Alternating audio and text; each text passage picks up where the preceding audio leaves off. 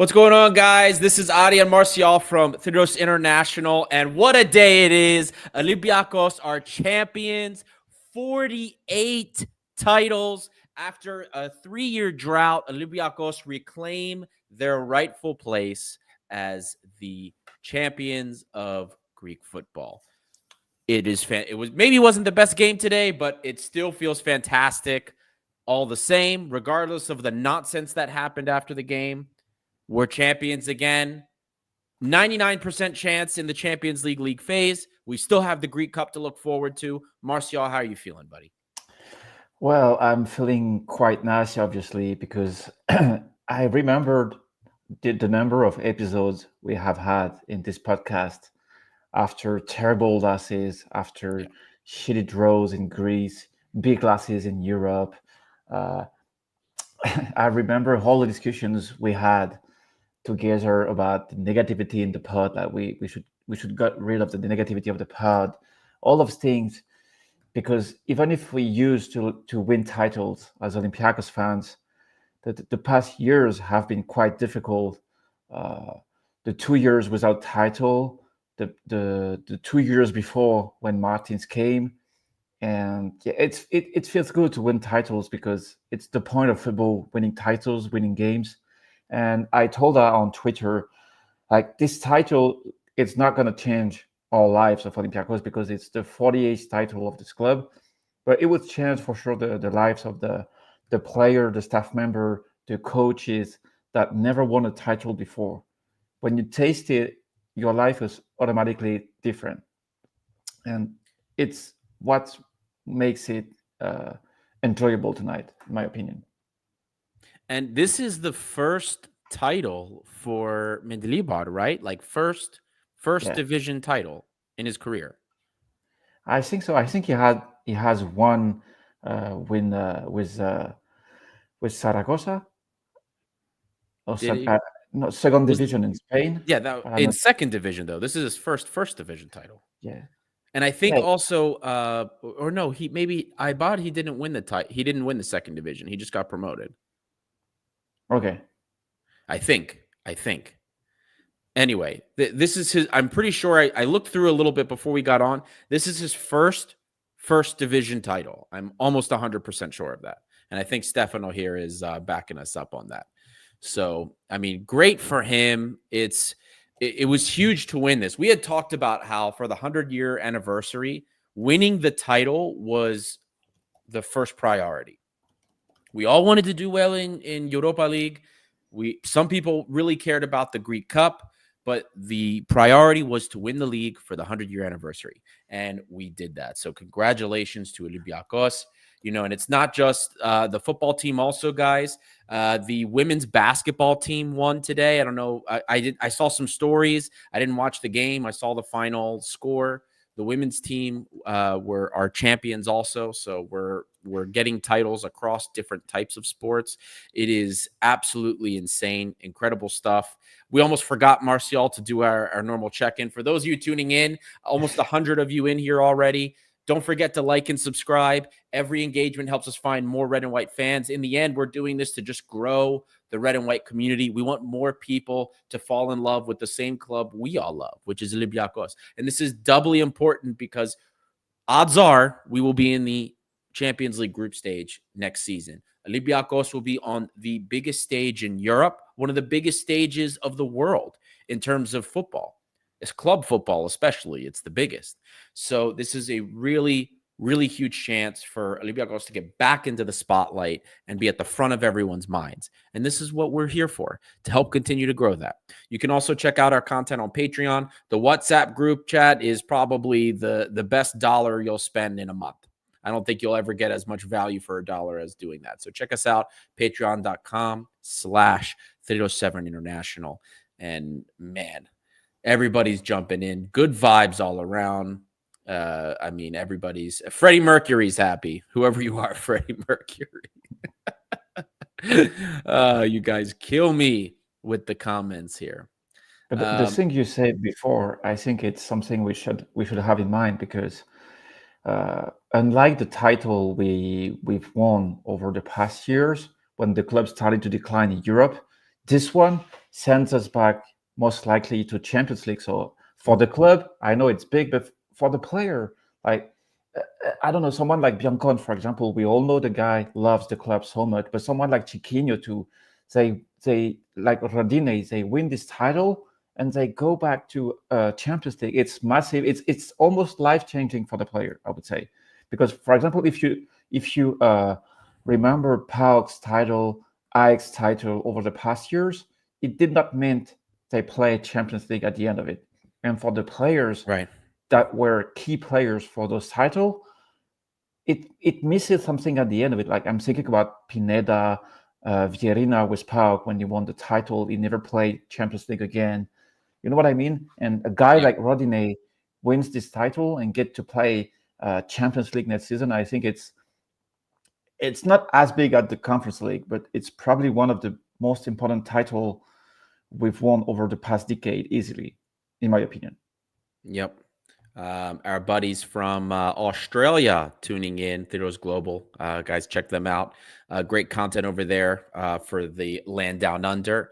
And Martial, you're absolutely right. And think about it. We have people on this squad that haven't seen a title for Olympiacos. Many of those guys that were part of that last Pedro Martins team, they're gone. Banos Rezzo, since his return, has not won a title here. The only player that was here when Martins was here was Masuras. Masuras was really the last of that old guard.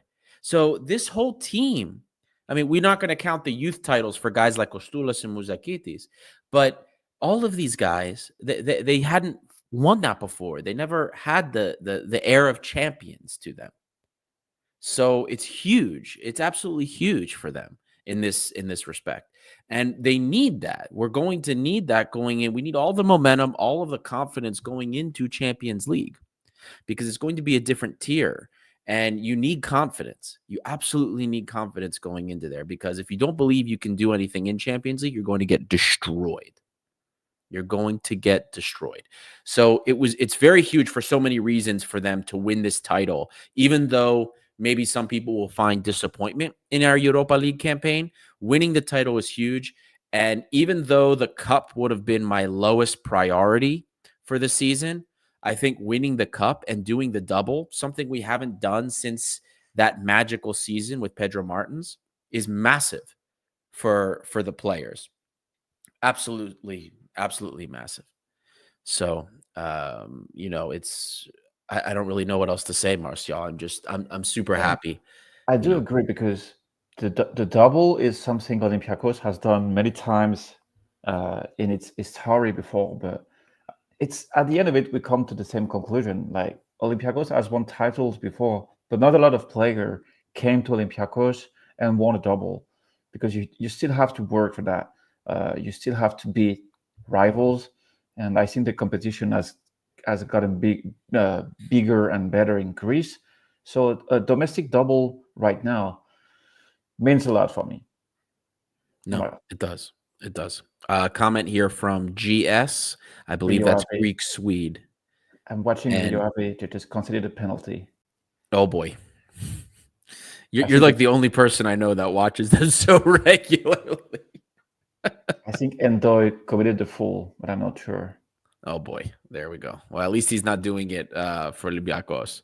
But GS's comment here makes me sick that either Pau or Panathinaikos, AEK and PAOK will get a shot at Champions League. These flogs literally ride our performances in Europe over the last decade. You know what?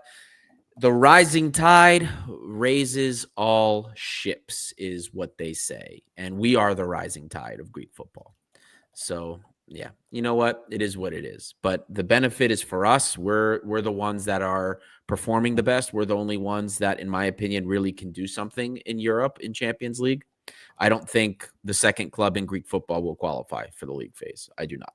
But that's besides the point.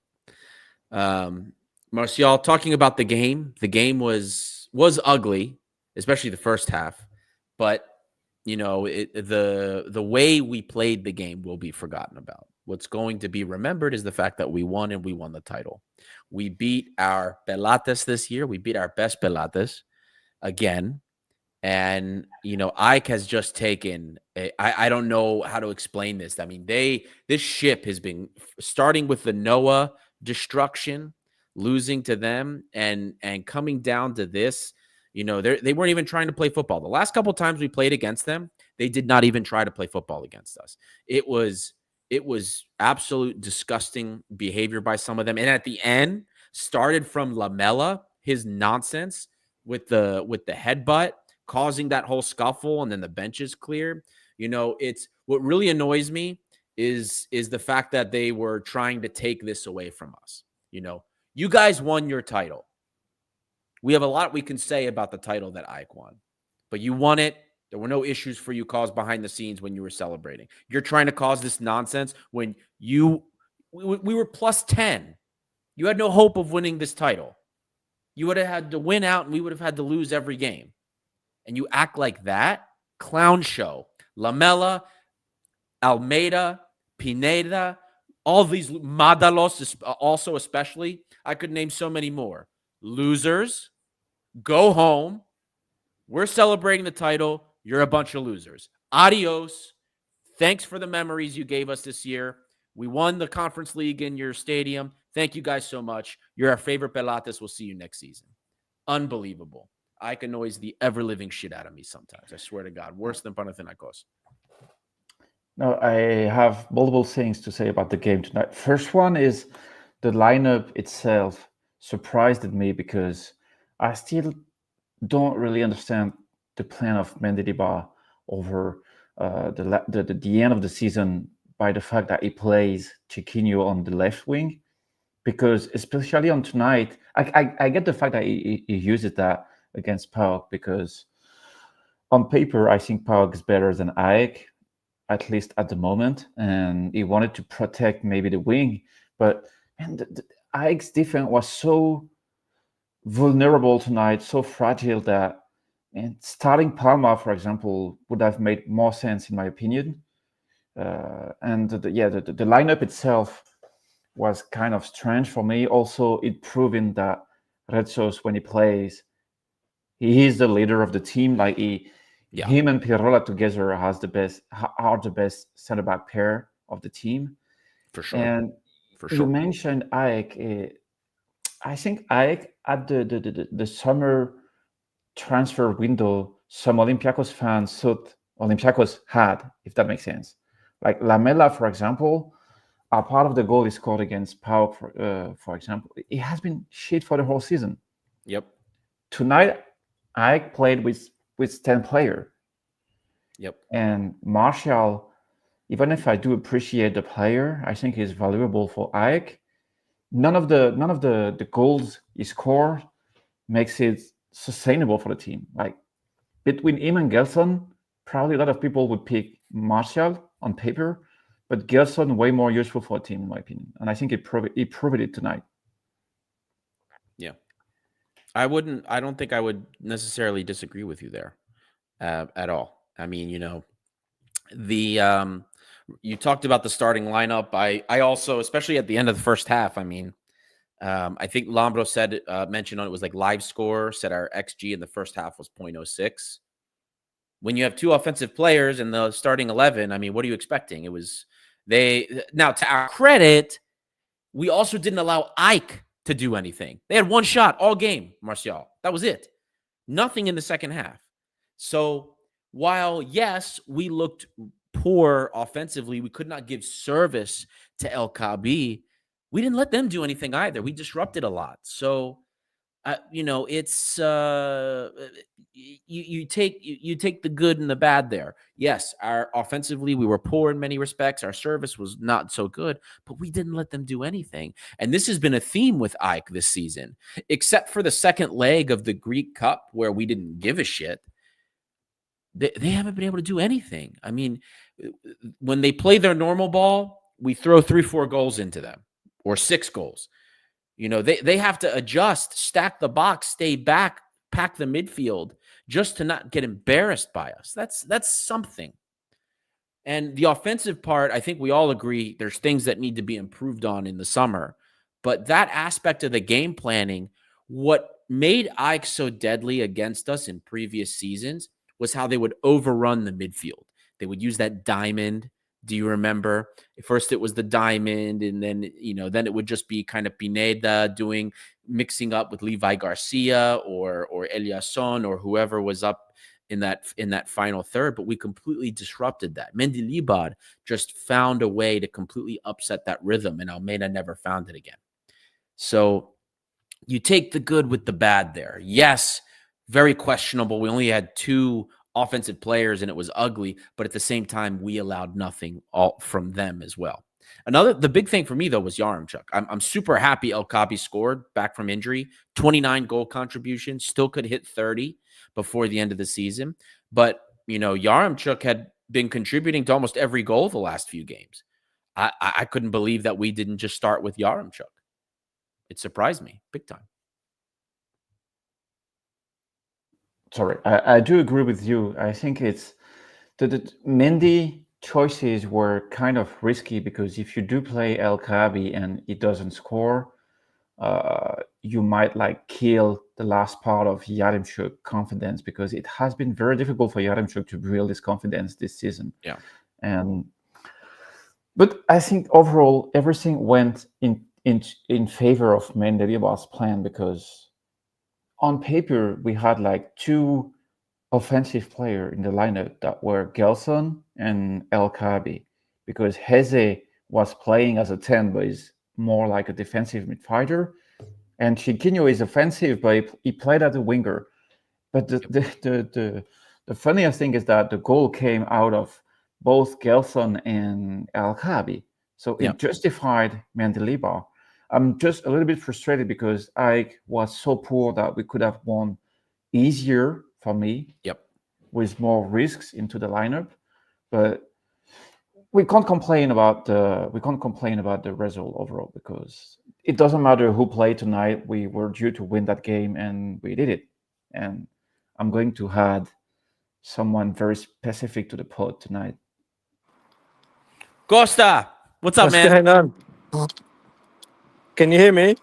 We can hear you loud and clear. Ladies and gentlemen, Costa Levuyanis was at the stadium tonight. So he was there celebrating, seeing all the nonsense firsthand. You guys might have also seen the goal.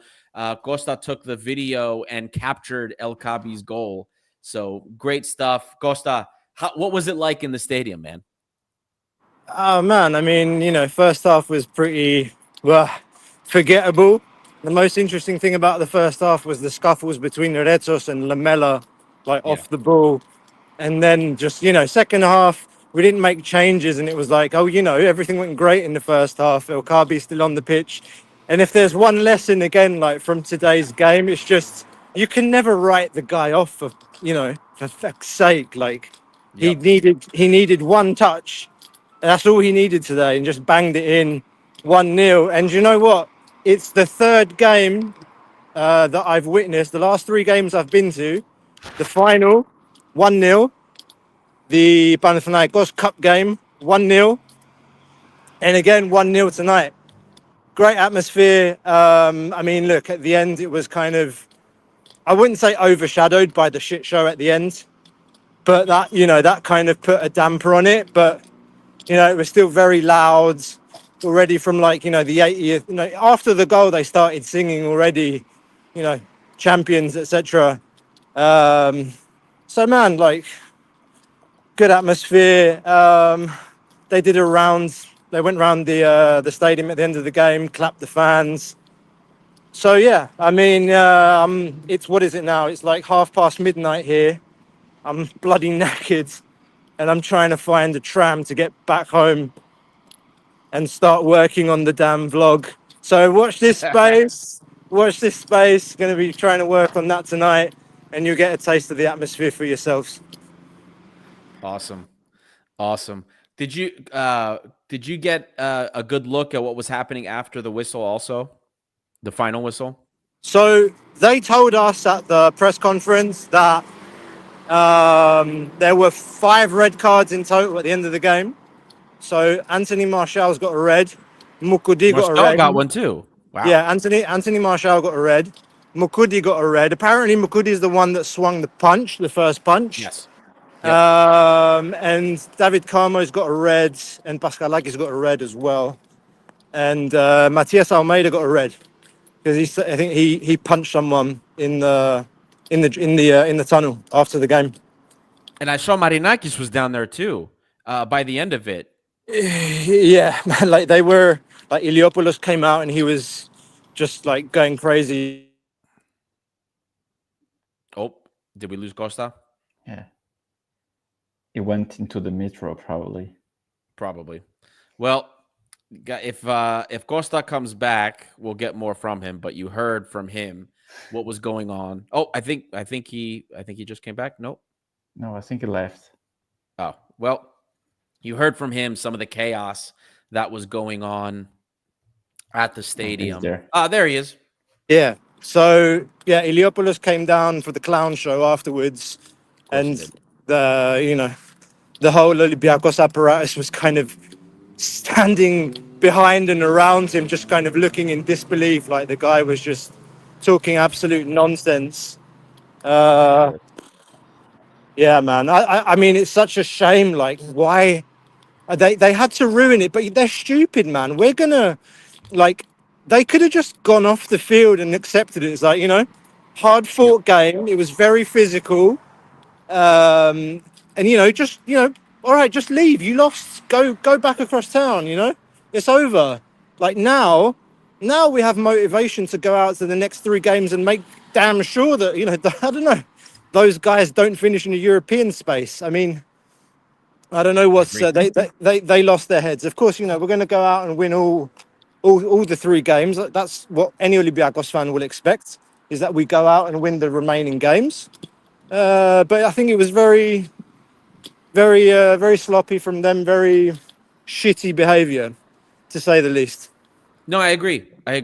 That stuff didn't happen when they won the title. And I hate that it really annoys me that they tried to take that away from us and do that. But you know what? The best thing we can do is just keep winning more titles. Remind them who our favorite Pelates are. And then we'll see them next season. Exactly. So, anything else, Costa? No, I found a tram. There's one coming in 3 minutes, so I'll be home in about 15 minutes, hopefully. Fantastic. You guys have a good show. And yeah, like and subscribe. Hit the bell, and then you'll get a notification as soon as that vlog's ready. Fantastic. Guys, the vlogs always turn out fantastic. Costa, thank you so much for telling us what was going on at the stadium. Have a safe trip home, buddy. See you guys. Yeah. See you soon. Bye. Well, there you got it. The inside scoop from Costa. And man, I hope we don't just let it go. I hope when we go play AEK again next week in Hagia Sophia, I hope we just absolutely give it to them, and embarrass them for this nonsense. I mean, I found the whole thing to be disgraceful, but anyway, it is what it is. It also, because for Ajax, the defeat is of course it's heavy, but it's also part of the club that is dying at Ajax at the moment, because a lot of things implied that Almeida was the coach, and he was a good coach for the time since he was appointed. But look at the squad Ajax has right now. Like it will need 1 year, if not more, to recover from that title loss. Yep. Because they don't really have the power we had back then, to erase part of the squad, the entire of the squad. You know what I mean? Because they would need to, sorry, I'm looking at Rio Ave. Like it's similar handing with us, like fights with players. Really? That's funny. Must be something with Easter, Greek Easter on the horizon. It's spring. It seems to be everybody's getting uppity. No, about AEK, I wanted to say that we need to enjoy that, because not only we won the title out of AEK, but we also won the title out of the club that has no academy, so they don't have any young player to throw at the end of the season. So we'll need to find a new coach and replace a coach that won a domestic double almost out of nowhere. They have a lot of key players that they kept at the club. Someone like Pineda, someone like Eliasson. They both wanted to leave in January. They had offers. They say no. So the value dropped. They sold Levi Garcia. So they don't have any Champions League level striker. They will need time to recover. You know what I mean? They will need time to recover because we put the head under the water. And yeah, I get exactly what you mean. It's not that their head's been put underwater. We are also that we're holding their head underwater and we're in a boat. You know what I mean? Because here we have an academy with some incredibly promising talent. Before the match, we put up the latest CIES observatory data, and both Muzakitis and Kostulas are with Kostas Karetsas as the top U20 most valuable players, midfielders, I should say. The three of them. So, both of them, Muzakitis and Kostulas, valued as far as the observatory is concerned at 20 million each. We know that there were 8 teams at the game today. They were there for Kostulas, Muzakitis, Heze, Pirola, and Costinha.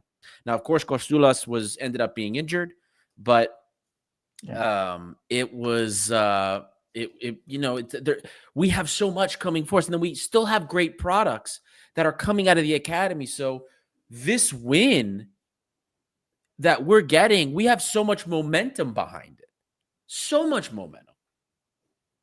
Yeah. Between the U19, all the debt obligations now behind us, Champions League money, there's so much going in our direction versus AEK, who already had one of the oldest squads besides Panathinaikos. Outside of Zini, they don't really have anything else. No, I think that's the main difference between Marinakis and the rest of President, because when we lost titles, I think he had more of a plan to bounce back, not only by signing the best player on paper, but also to make the club improve as a club. Right. That's why the academy became so good over the past 4 or 5 years, because when we lost the title to PAOK, he probably understood that the club needed to improve on signings, on the coach, but also on the youngsters. And the fact that Muzakitis and Kostulas wins the Greek league the year after the youth league makes it like it has no price for the club. It has no price for the club. They win a title with like Tsolakis being the goalkeeper, Retsos the captain, and Muzakitis and Kostulas having like almost 30 games each playing in Europa League. Yep. It's not one title, in my opinion, we won. It's almost 2 at the same time. Because even if could be 2 with the keeper. No, yeah, 2 titles. But that league means almost 2, because even if one of the players between Tsolakis, Muzakitis, and Kostulas leaves, it's gonna be for big money. Yeah.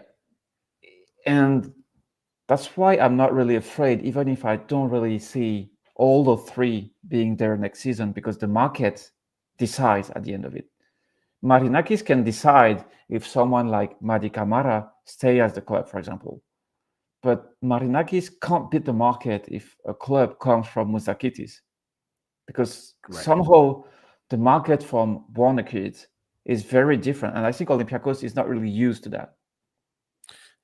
I would agree with you there, because we are in uncharted territory. Like, we have never had in this club like an academy player, let alone 2 of them with this pedigree that are getting this much attention. It hasn't happened for us before. Retsos, maybe. The thing is, and I honestly don't think they leave this summer. I think we keep them. I think we keep most of this core, and we need to go ahead and bring, Pirola. The players I could see leaving are like maybe the Pirolas. We get a big offer for Pirola, maybe Heze, maybe Ortega. But what we really need this summer, and we know that we need some better offensive pieces. There was a comment earlier about Roman Yaremchuk. People are saying they hope he stays. The way he ended the season, I hope he stays too. The guy has got the best per 90 goal contribution ratio of anybody on the squad. So having him, I still believe we need like a real third striker. as a backup, not just Kostulas, because Kostulas we use all over the place. But that's a conversation for another time. But we really need a couple of really good wingers. I mean, if we're going, we know we'll have a bigger budget this summer. If we're going to spend money to get better players, I would rather us devote more resources to getting the best wingers that we can find that are not only talented, but in great shape and able to do the running back and forth that Mendilibar wants. We know that's what he wants. We can't change that. So the best thing this club can do is actually use its money. Instead of buying 50 players, 15 players, 20 players, you buy the 2 really good players you need. We lose Carmo. We don't get Carmo back. I'd rather bring a veteran center back. Bring a loan. Bring a free transfer. That, to me, I would rather do. Put the money in the position you really need, and we really need some better offensive pieces. Somebody like I would really love to have, like, not Valbuena, obviously, but a Valbuena type. Somebody that can kind of go anywhere. Is very good. Doesn't necessarily even have to be good on set pieces, but like gives you a different look, can change the game, can make something from nothing, something like that. I want that kind of player back. Maybe a better winger, more efficient winger. Those are the types of things that I would want us to spend money on. And Martial, we need one very good 8, in my opinion. We need either a very good 8 or a very good 6. Mendy doesn't really use 6s outside of Danny Garcia, who's not even really one, to be honest with you. But we need a really good one. Not a Stamenic that's not going to play. We need somebody that will be used to give a rest to those other deeper midfielders. We really need those players. We need that 100%. I don't want to tease something, but I recorded a video about the players that have an ending contract that could be interesting for the club, because I do believe when you transition from Conference League to Europa League, you needed players like Costinha, like Pirola, the 21, 22, 23 years old player with stamina, good level, potential to develop, all those things. But when you go from Europa League to Champions League, I think you need to add into the core of a winning team player between 28 and 32, 33, avoiding, of course, player that have no power left to offer, like Willian, for example. But you can find on the market player like almost like El Kabi when he signed, like from 30 to 33, coming off solid years, and you have plenty of that on the market. We can't afford to sign more Stamenic, because Stamenic is probably a good player, but it did not click at the club because he did not have what it takes probably to make it here. We need a starting midfielder that would put the competition more intense. Yep. It's up to the club to find that, because when you have Champions League money, when you have Champions League on the table, it's easier because those players want to play Champions League, and you told them, like, gonna play Champions League, fight for a title, maybe play Champions League next season too. We need almost a life-changing midfielder like Guilherme, that kind of signing. Yep. A midfielder that changes the whole team. Yeah, I'm with you, because Guilherme he's the modern 6. Like, he was so good at winning the ball, but then he could distribute the ball so well that you really kind of took for granted. And then when you lost him, you forgot what you were losing when he was gone. I mean, Guilherme was such a crazy player for us, and that's the type of mold that I think you're right. We need somebody like that. But then here's the thing. And I'll start by reading this comment from Mike Scobb, who says, we need a 6 again. We only have Danny Garcia, somebody that can play 8 as well, 2 wingers. We need really somebody that's a game changer like Fortunis. Doesn't matter if it's the same spot or different. But we want a 6. People keep calling for a 6, but Mendy doesn't use that position. We don't use a 6. We don't use somebody that really sits in front of the defensive line. Our midfielders, our deep midfielders, are for one thing primarily, and that is the press trap. Their job is to stop the balls from coming through the middle once our wide players and our attacking mid are pressing forward. That is their job. We don't use a 6. He doesn't want our midfielders to just be sitting in front of the defensive line. They're covering those zones. They're supposed to be moving a lot. So it makes it very difficult to get a 6 or what we consider to be a 6. We need a very, very modern 6 if that's going to work. But in reality, what Mendy probably wants is another 8. Santiago Jose is not a 6. He's an 8, if anything. He doesn't have Santi doesn't have the aggression that you would want for a 6. But he is very good at anticipating what the offense does. And I am going to guarantee you that Mendy probably wants another player like him. That's what he wants. Mouzakitis has been playing a lot more because as time has worn on from when he first started playing, his ball-winning ability has gotten much better. We shared a chart, Martial, about a week ago, and Mouzakitis was one of the best ball-winning center mids under 23 years old in terms of his defensive dual win rate. So that has been a big improvement for him. So, but that's what Mendy wants. Mendy wants somebody that's going to win balls. Remember, guys, Mendilibar's primary philosophy is to press to win. We make most of our opportunities off of the press, not build up. We're very direct with our build up. So he wants players that are going to do the press and keep the shape and the defensive part first before he looks for somebody that has any kind of creativity. That's the idea. So, we're going to see who we bring in over the summer, but these are the types of players that Mendilibar wants. He wants wingers that are going to track back. He wants wingers that are going to press. We're lucky Gelson Martins can do that, and he's one of our most creative pieces. Unfortunately, the other ones are not quite there. I saw people saying they wanted Luis Palma back. I could see Luis Palma being good, not for $4 million, but I could see him coming back if they're willing to accept $1.5 million. But we're going to need to find a way to get better players that can do this work. Otherwise, we're going to be just as frustrated with our offensive product as we've been for so long this season. Out of curiosity, I was on Transfermarkt looking at player with ending contract in La Liga, and you have interesting profile like Inigo Ruiz from Bilbao, like central midfielder, ending contract, he has played 30 games. I wonder if Mendilibar would try to pull another case like Dani Garcia. Either this guy or someone like Pablo Ibanez from Osasuna, for example, he's 26, but those players that Mendilibar probably knows better than others because they play on smaller Spanish clubs. And it's fair to say that Dani Garcia's move was the right one because even if we cannot be, it was shit for 3 solid months, maybe less, but it was one of the worst players of the team for quite an amount of time.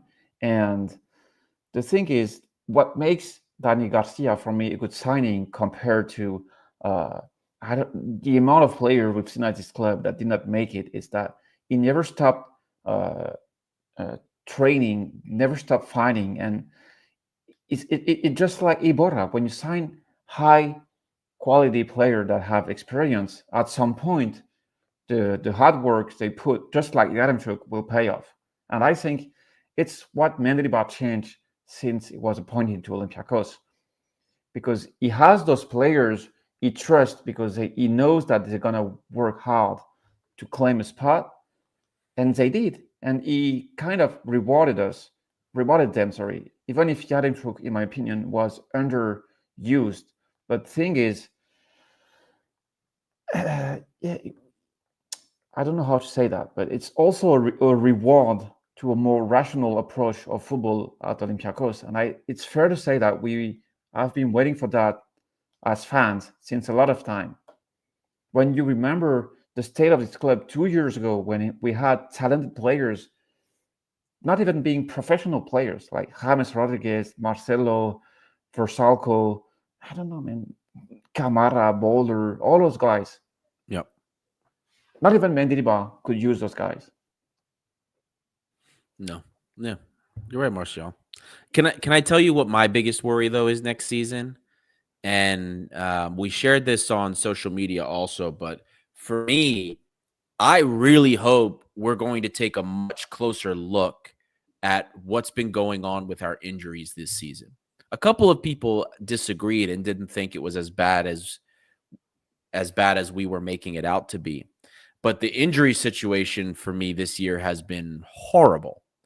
And, I think of all the players that we've lost for extended periods of time. Retsos, Danny Garcia at the beginning of the season, and he's had muscle injuries throughout the year. Yarmchuk was the broken nose, so that doesn't really count. Kostulas, we've lost Kostulas in and out. Ortega has had now extended absences for a couple times this season. I mean, don't forget Oliveira. We had Yazici tear his ACL. Some people say you can't blame that on it, but at the same time, the wear and tear comes from somewhere. We've had a lot of injury situations. Willian missed so much for something has to change. We've been through now. We're on our third medical team, and it hasn't changed. And Mendilibar's style requires a lot more physical fitness. It requires it requires more of the players' bodies, we'll say, right? So what's going to be done to make sure that we don't get hurt by these injuries? Can you imagine, Martial, if we had Europa League still? Can you imagine if we were in the semifinals or the quarterfinals? Sorry. Can you imagine that? With all these injuries, we're losing players left and right. It would be a little bit of a disaster. For me, one of two things need to happen, or preferably both. One, Mendilibar either has to make amends with the fact that he can't just have a 23-man squad. It has to be maybe 25. You need a little bit of extra cover. I'm not saying to bring 30 players. I'm not saying 28. Maybe 25. You bring one or two extra players, whether it's kids you promote from the youth team or just maybe somebody free that you find, a nice scouted find, a riskier, a long shot, fine. But we need more players that we can rely on to come in and do something. That's one. Two, we need to evaluate what has changed in our approach from last season to this season. Because when Mendilibar came before, how many injuries did we have, Martial? We didn't have many. We had Gelson, who was in and out, and that was it. But he was the one you expected. We really need to figure this out, what's going on. And I know it's more than one thing. Maybe it's the way we train. We've had the same trainers for multiple years. We've had the same dietitian since Pedro Martins. I don't think these guys, all of a sudden, these problems are coming out when we didn't have them before. I think something recently has changed, and we need to look back in that because we can't afford to have these injuries in the Champions League. We can't afford, if we're going to defend the title next year, to have these because AEK, Panathinaikos, and PAOK are going to try to upgrade, especially the ones that were disastrous this season. They're going to want to do more. They want to compete in Europe as well.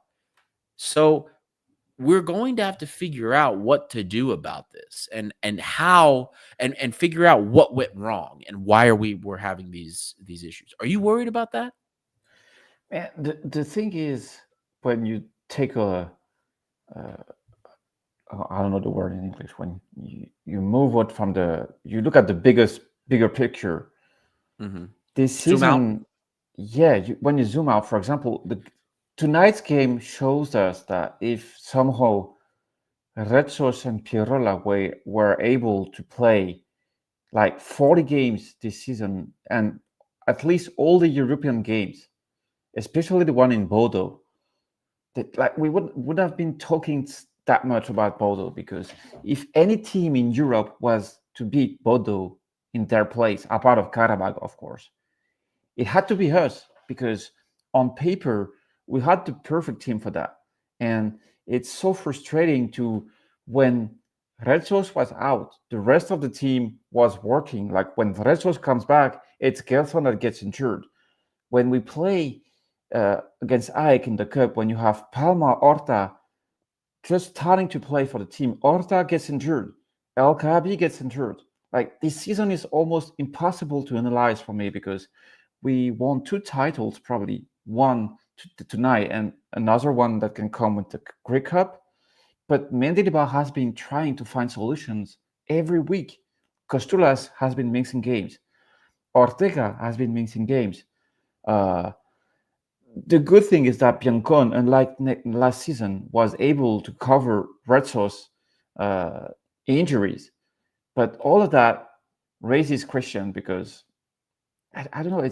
It's more frustrating than anything else to me because I know that Mendy's ball is demanding for players, but so is every coach. Like, do you think like Panathinaikos play with less intensity? Probably, but not that much. They don't have that much injuries. You know what I mean? Uh, it's just frustrating. I don't understand, and we have too many questions about that because Willian was injured at the beginning. Daddy Garcia missed the whole preseason. Even Stamenic was injured. I mean, which player will end the season not having been injured? Like Rodinei, probably. Veldin, I think, is the only one. Yeah, Tsolakis. Everybody else had injury, well, forget the goalkeepers, but like, I think the only player I could think of that we didn't lose to injury for an extended period of time was Velde. Now, Yaremchuk we can excuse because he had the broken nose, and then I think in training, he had an issue at one point, but everybody on this team, we've lost to injury at some point, which is insane. I don't think I remember a season where we could say every player got injured. But also the thing we have to have in mind is that most likely we will never have a squad like that with that much quality at the same time. Also, insane mental strength because every player almost was able to bounce back after injuries. And when you mix all of that, we really had a squad that was for me more than able to go very far in Europa League. And Yeah. I'm not frustrated we got eliminated by Bodo. I'm frustrated because we didn't have all the strength to play Europe. Yeah. You know what I mean? know exactly what you mean. It's not related to Bodo because I think Bodo is a very good team this season. It's probably one of the best team in Europa League this season for me as a team. But I'm way more frustrated that we bothered it because we had injuries. If we lost to Lazio with El Kabi out, with Pirola on the bench, Retos on the bench, Costulas out for the second game, the sensation would be similar.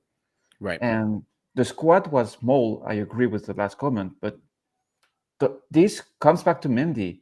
When the squad is small, you have to use youngsters. Yep. That's the only way. Yep. I agree with you there. Guys, we are approaching almost 50 minutes right now recording. So for those of you that are just tuning in, don't forget to like if you like what you're hearing. For those of you that are in and you're here all the time, take 10 seconds really quick because I did not see too many. Yeah, 49 likes. Almost 400 of you have already passed through here. So come on, guys. We can do a little bit better than that. So hit that like button. And if this is your first time tuning in, consider subscribing and helping us grow the red and white community. It's been a bit of a roller coaster, but we're all here for it. And we're here for in the good times and the bad times.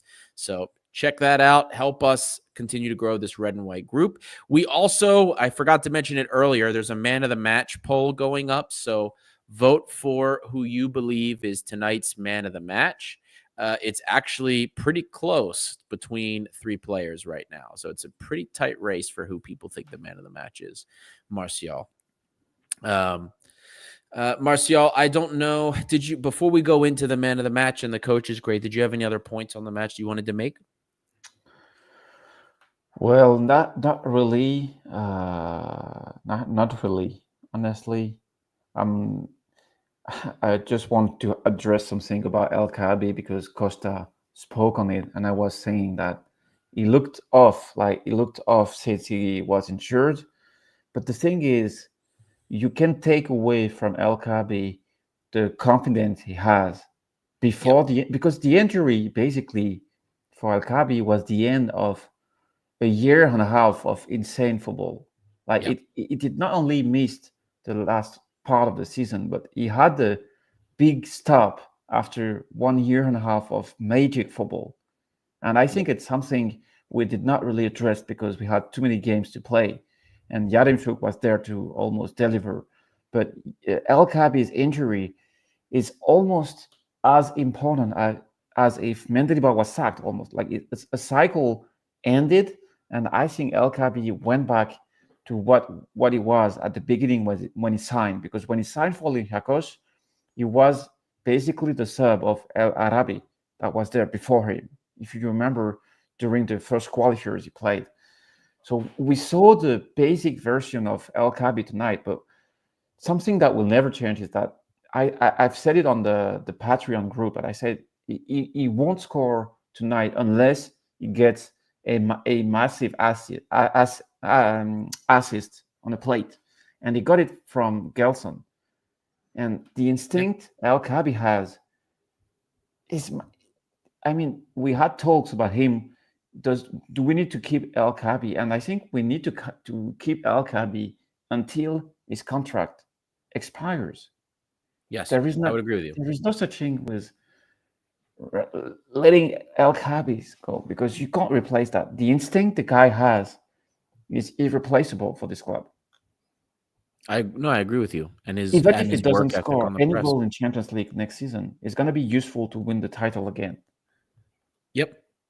I'm with you, man. I'm with you. Look, I said last year when after we won the Conference League and we were talking about what we would expect from El Kabi if we re-signed him, and then when we did re-sign him and renew him for a huge deal, and I had said, look, I don't think you can. There's no way this guy can get 30 goals again this season. I don't think that's possible. I did think he could do maybe 30 goal contributions. I was like, if you get at least 20 goals from him this season, 2025, you got your money's worth. And look, and this was goal number 24 tonight, Martial. He's got 29 goal contributions. And get this, he's played just over 3,000 minutes. He played almost 4,000 minutes last year. He played 3,700 minutes in the end, I think.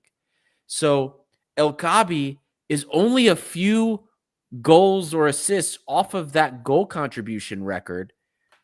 And he's played 700 less minutes. So as far as I'm concerned, look, the second half of last season, I don't think any striker could be that efficient for that period of time. I don't think any striker can do that.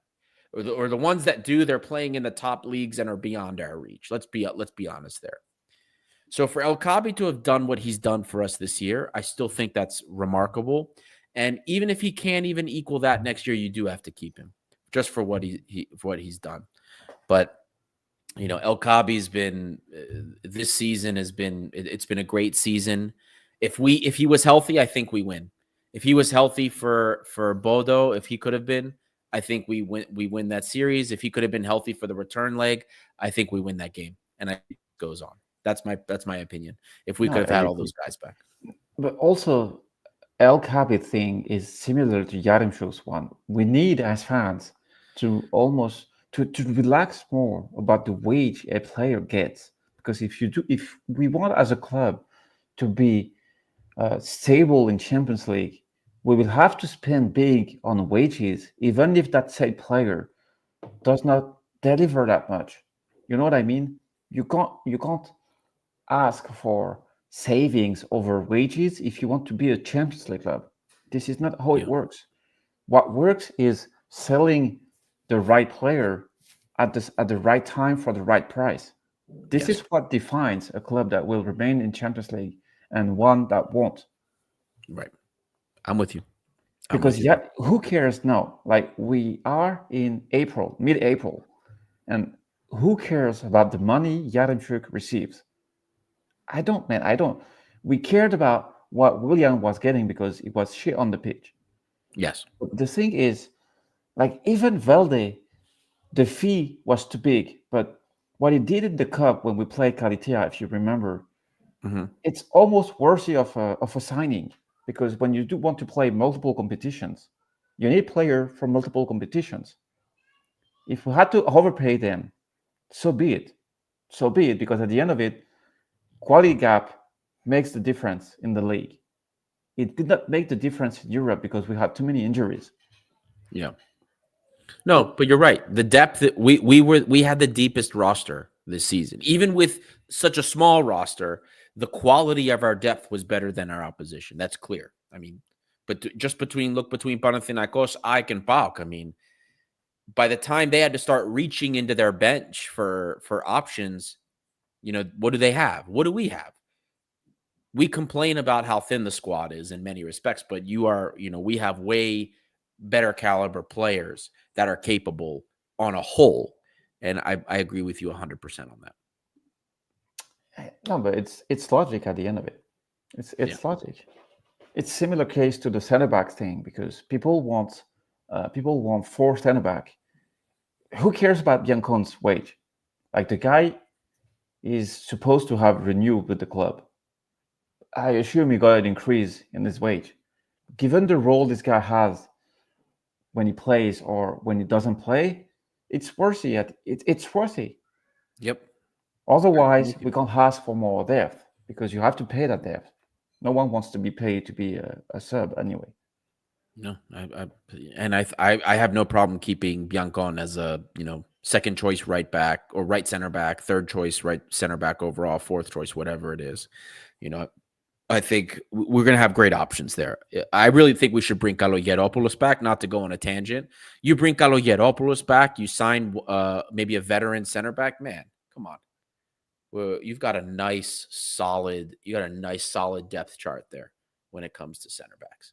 So I'm with you there. And I don't think Biancon's making that much money anyway. No. To be honest with you, but that's besides the point. Anyway, Martial, man of the match, coach's grade? Man of the match was Gelson for me,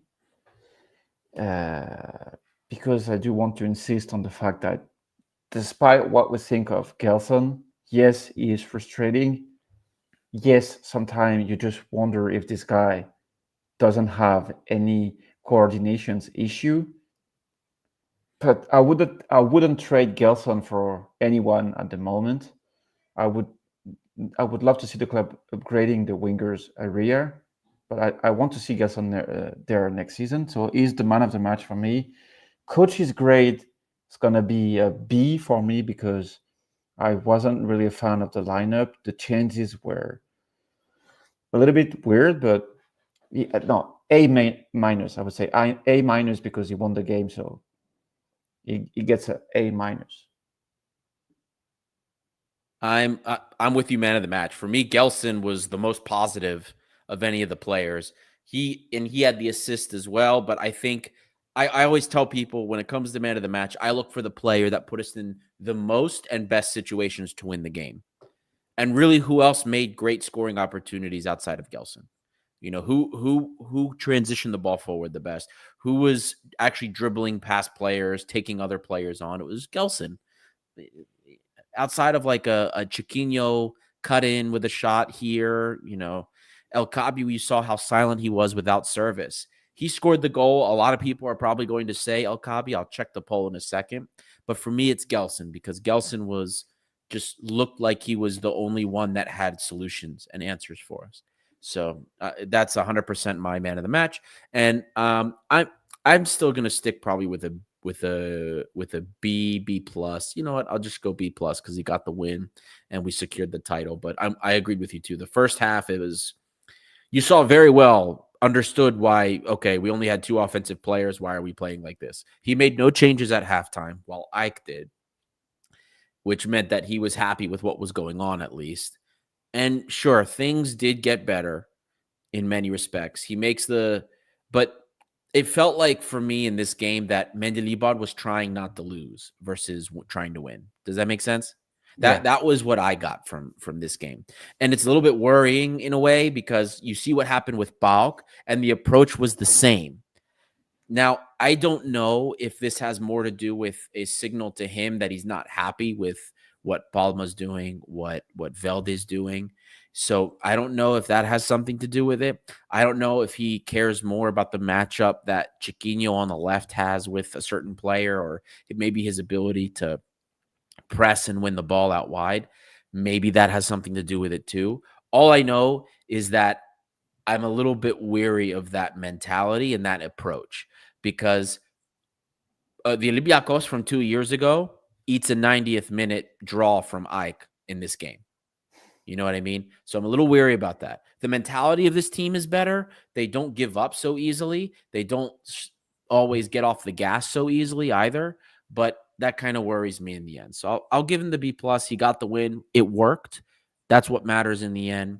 And, we move on from there. Now, looking at the audience, at the moment, Ayoub El Kabi is the winner of the man of the match. He's got 38.